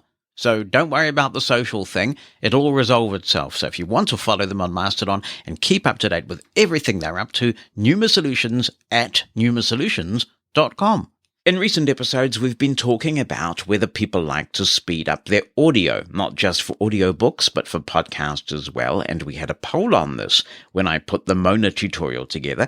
Tracy Duffy is writing in on this subject. She says, yes, I do speed up audiobooks and podcasts as well. It helps to use a player that does not distort the audio as you play it on faster speeds. As long as this is the case, I find I do not lose the expression of the narrator or speaker. I find that I listen to most things at approximately twice, quote, normal, unquote, speed. Appreciate the perspective, Tracy. Thank you. Hi, everybody. This is Abby Taylor in Sheridan, Wyoming. I just finished listening to episode 225, the area code that encompasses parts of Louisiana. So, on that subject, sort of, the first version I heard of Me and Bobby McGee was by Gordon Lightfoot. This was back in the 1960s when I was about 8 or 9, and one of the first 8 tracks I had was his album that had this song on it. Later on, I acquired Janis Joplin's album on 8-track that also had this song on it, but frankly, I like the Gordon Lightfoot version better. I haven't heard, I should say, the Charlie Pride version. At some point, I will ask the soup drinker to play that. But right now, I'm sitting here in my backyard on a sunny Saturday afternoon, April 29th, 2023. And by the time you all hear this, the latest update, firmware update, 1.2, whatever it is, update to the Victor Reader Stream 3 will have come out, and one of the features of this update, according to an email I received through the Victor email list, is that it will support chapters in podcasts. And I'm looking forward to that because then I can listen to the Living Blindfully podcast on the stream instead of on the phone. Although I don't mind listening to podcasts on the phone, and some of them I still listen to because they have chapters or for some reason the stream won't play them. I actually prefer the stream because it seems to be the most intuitive. Now, I have tried on the iPhone. I use Overcast right now, but I've tried Castro, and I've tried the Apple Podcast, and there's another one I tried. I can't remember the name of it that I heard through Apple Viz, but Overcast seems to be the most intuitive app on the phone, but the Victor Reader Stream is the most intuitive way altogether, I think, to listen to podcasts. But the important thing is it's okay to listen to your podcast on whatever app or device that's comfortable for you. And just because other people say, well, I like to listen to this, use this app or that app, that doesn't mean you have to use that app.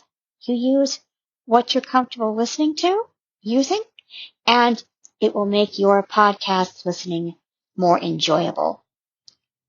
So, on the subject of speeding up books, I usually don't do that except in the rare instance when an NLS narrator reads very slowly.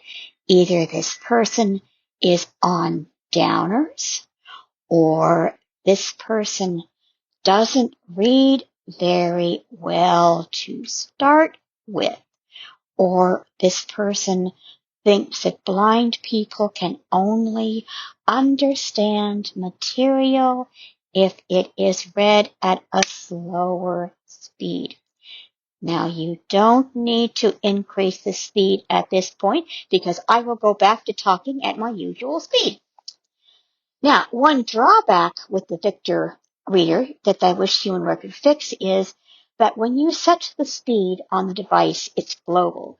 So if I speed up the narration in NLS because the reader is slow, but then I want to go and listen to a podcast, I slow it down because it's too fast. Well, thank you, Abby. And I did check out the Gordon Lightfoot version of Me and Bobby McGee, which I hadn't heard before. And not long after you sent your message in, sadly, we got the news that Gordon Lightfoot had died. His music was a huge part of the soundtrack to my life. So even though he was a good age, and I know he'd had a few health scares before, I was really saddened by his death, and Sarah Hillis did a fantastic 3-hour tribute to Gordon Lightfoot, a real Canadian and folk icon whose music will live on forever. Thomas Upton is writing in. He says, "Hi, Jonathan. I have an Asus laptop running the latest version of Windows 11.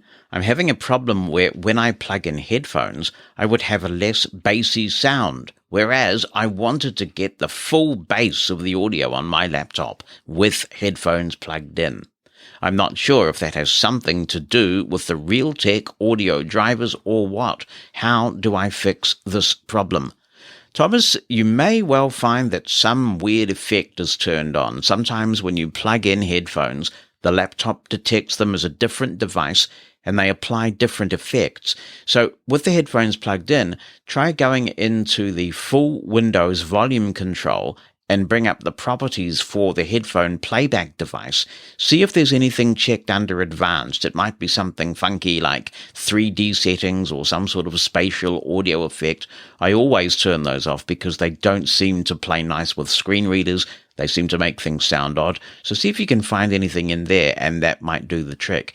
If there is nothing enabled in there, you might be looking at fun and games with installing an alternative driver, and that is not for the faint of heart. Hi from Dawn in Sydney begins this email. Recently, I visited Norway, Germany, and Amsterdam. That must have been a wonderful trip, a long one, all the way from Sydney, Dawn. In Norway, in particular, the prevalence of electric cars and other vehicles is amazing. It made me think very seriously about the possible consequences for blind pedestrians of navigating road crossings, etc., among these vehicles. The only real sound they make is that made by their wheels on the road. I would like to see some advocacy made by organizations representing blind people and blind people themselves for the inclusion of some sort of audible signal made by them. I feel very strongly that the risk of serious accidents could be very great. I have not seen any statistics from other countries to back up this opinion, but I'll be interested to hear what others think. Thanks, Dawn. There has been a lot of advocacy on this, particularly in the United States, and I believe there has been considerable progress. So I'm hoping that some of our friends in the US who are involved in the advocacy movement, or perhaps anybody around the world, who's been dealing with this quiet cars issue, because you're right, Dawn, it is a serious issue, can chime in and tell us where we're at with the advocacy on this. The Living Blindfully website is your one-stop shop for everything to do with the show. Never miss an episode by adding the podcast to your favorite app. Search past episodes. Follow us on your favorite social media network and listen to our entire back catalog of hundreds of episodes. You'll be glad you paid us a visit. livingblindfully.com. That's livingblindfully.com. Hello once again to Rebecca Skipper, and she says, I am very disappointed with Audible, and I have downgraded my membership to Audible Plus to get a few of their podcasts. I have switched my membership to Libro.fm.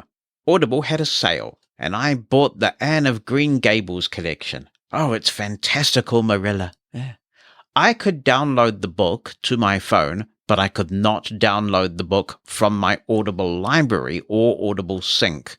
Therefore, I could not put it on my stream second generation. During the course of 3 days, I chatted virtually with 4 representatives who told me that I should try using the Android app. They said the book was working fine on their end. I do not own an Android device, so tried the Windows subsystem for Android, and this wasn't an ideal experience for me, though I was able to download the book to the Android app on Windows.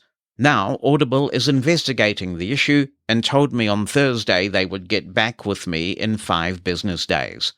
They gave me 1 extra credit. I was able to buy the same book and download it without any issues on Libro.fm. In addition, I can only listen to Audible original content on my phone or Android app on Windows.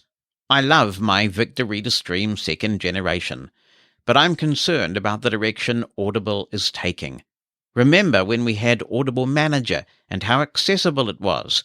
Now it is gone. You can't even use the Audible app on Windows 10, and you have to go through the Android subsystem on Windows 11 or use the Audible Sync app. HIMS has said that they are developing a mobile screen reader so users can download Android apps, potentially giving users the ability to read Kindle books, use Bard, and gain access to Audible. The Sense Player also has a Connect feature, so you can use its keyboard with Android or iOS. And I'll just stop to say we have, of course, covered this extensively, including a demonstration of the Sense Player and an interview with HIMS. Are we getting to the point where Audible may stop supporting companies like HIMS and Humanware? Would you consider showing listeners how to access Audible another way, or would you consider promoting Libro.fm as an alternative for some? This site doesn't lock down books and offers some of the same titles you find on Audible. Well, to answer the second part first, Rebecca, because it's probably the quickest and easiest, already done. You can go back to Living Blindfully episode 62 when we record Mosen at Large, but you can go there by going to livingblindfully.com/62 on the web, and you will hear an interview with Libro.fm, and we had a little promotion going at the time as well, where people could get some books for free, or I think a subsidy on the membership or something like that. This was actually in response to another Audible snafu at the time. I forget the specifics about it, but then we talked about the benefits of having just open MP3 that you can download and play on any device. I'm curious to know whether others are having any issues, because historically, when something's gone wrong with Audible and the stream, and I'm talking, of course, about the second generation stream, we tend to hear about it big time. So I don't know whether your situation is unique, whether you're just getting poor support from Audible, or whether there's a wider problem that this points to. I think the reality that we have to face is that most people consume this content on their smartphone. I personally don't use Audible very much anymore because I've kind of gone off audiobooks, and I can't really explain why. I just prefer to read my books rather than listen to them for the most part. But when I do use Audible, the iOS app is normally in pretty good shape. And most people, the vast majority of people, are using iOS or Android devices to read their books. People don't necessarily want to be tethered to their computer to read their books. That means that it is probably going to take a while to get the development resources to fix any issues that might break stream compatibility, for example. Of course, in principle, I thoroughly support the idea that people should be able to consume content on any device that they like, with minimal fuss. So the whole digital rights management stuff around Audible is a bit problematic. And we see this with the compatibility problems with the Stream 3. And I, of course, started an open letter on behalf of Stream users and to express solidarity with them that people should be able to use the content they downloaded on the device that works for them. Now, if you go with Libro.fm, you don't have any of these problems because it's good old-fashioned MP3, and as you've discovered, you can just download the content. But if you have an iPhone, I have to say the Audible experience is pretty good. Now, in terms of the Sense Player, I think they are trying to get around this issue of having to ask Audible to directly support compatibility with their device by putting a screen reader directly in the Sense Player so they'll be able to use the Android app directly. And with that approach, they're not going to have these perhaps bottlenecks with Audible that more proprietary solutions are going to have. Whether they work as well as those proprietary solutions remains to be seen. This email comes from Haya Simkin, who says, "Hi, Jonathan. Congratulations on revamping the podcast. I like the closing line especially. Please tell Bonnie that back in 2012, I went to guide dog school in California instead of Israel, where I live, because my father is allergic to all dogs except poodles, and they didn't train poodles here back then. I got a wonderful, smart, sweet poodle who was good at going around obstacles and intelligent disobedience and teaching me how to love people, and that tomorrow was another day with adventure just around the corner, no matter how many mistakes I made today.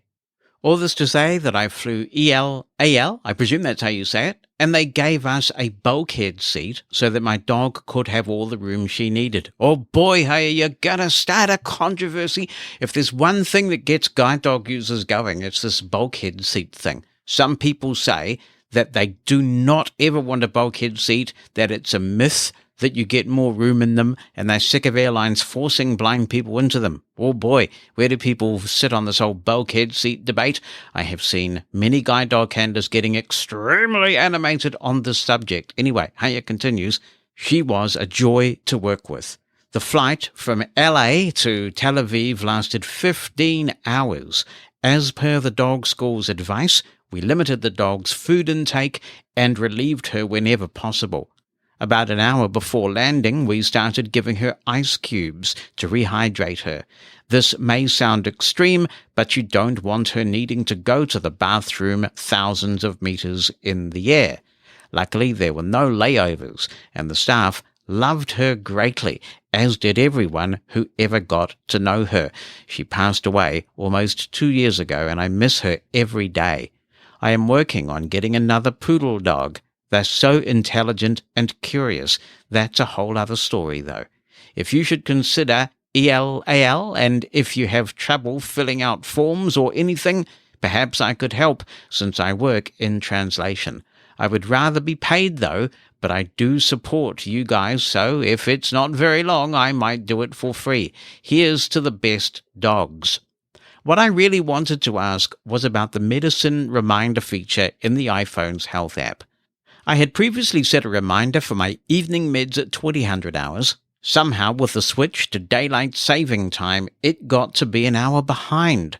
The reason for this is a bit complicated and has to do with local politics and territory issues indirectly, but suffice it to say that whenever I visited my parents' house during the past month, it would tell me that the time zone had changed and ask me if I would like to change the timing of my meds reminder.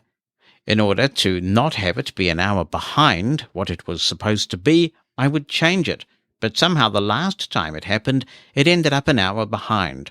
I recently tried to fix this, and it's not easy. It's hard to find where you edit the schedule in order to change the time. Once I did, though, it set up one reminder at 2000 hours, one reminder at the time I happened to set it up, which was 2050 or something like that, and after 10 o'clock, I only need one reminder, and now I can't figure out how to get rid of the extra reminders. I also don't see how to change dosing information or any explanatory notes I may want to write down in case someone has to read this in an emergency situation. Do you have any tips? It's very unwieldy. That does sound like a bit of a difficult thing you've got going on there. The only thing I can suggest is checking out episode 197 of this podcast when I looked at iOS 16, and I did a demonstration on that episode of these features, the medicine reminders thing. I have not touched that since because I don't take medication that's time dependent. The only things I take are supplements. And if I want those to be taken every day, if there's one I really don't want to miss, for that I use an app called Streaks. I'm not sure if this will work for you or not, but it's a third-party app. And you can put all sorts of things in Streaks that you want to be reminded about. For those of you who know the old Ray Stevens song, The Streak, you're probably going, "Don't look, Ethel," at this point. But anyway, the psychology of streaks is really interesting because once you get into a streak long enough, if you've been doing something for a few days, you really don't want to break the streak. And it does rely on your honesty. I mean, there's nothing to stop you from saying you're continuing the streak when you're really not. But if you're going to do that, I guess there's no hope for you and you may as well not use the app. But I use the Streaks app to encourage me to do all sorts of things I know I should do and that I might be tempted not to do when life gets busy. Like I have a streak that requires me to do meditation for at least 15 minutes every day. Most of the time I get 30 minutes in, but if I've done 15 minutes a day, I feel like I'm at least on some sort of track. And that is directly linked to the health app. So you might use an app like Calm or Headspace or one of those guys that's integrated with the health app. And if you do 15 minutes of meditation with one of those apps, it will increment your streak automatically. Or you can just set a timer and meditate for 15 minutes and it will increment your streak. So I use it for that. I use it to make sure that I stay on the low carb wagon. And so I've got eat a low carb meal for 2 meals a day. I only eat 2 meals a day. And I push the little button and mark the streak off. And if I deliberately go off the wagon because I want to do something for some reason, then the streak ends. And that's quite a disincentive for me to do it unless I really have a good reason to. So Streaks is a really cool app. I highly recommend it. And maybe it will help if the health app thing is being unwieldy. But if anybody else is using the health app to remind you to take medication at a certain time, how are you getting on? Have you found it unwieldy like Haya has? By all means, share your thoughts and your expertise on this. What an eclectic mix of subjects we've covered thanks to our amazing Living Blindfully community, people like you. I really appreciate everybody getting in touch. Keep it up and we'll do it all again next week. But for now, it's time for me to go. Remember that when you're out there with your guide dog, you've harnessed success, and with your cane, you're able. If you've enjoyed this episode of Living Blindfully, please tell your friends and give us a 5-star review. That helps a lot. If you'd like to submit a comment for possible inclusion in future episodes, be in touch via email. Write it down or send an audio attachment. opinion@livingblindfully.com or phone us. The number in the United States is 86460 Mosen. That's 864-606-6736.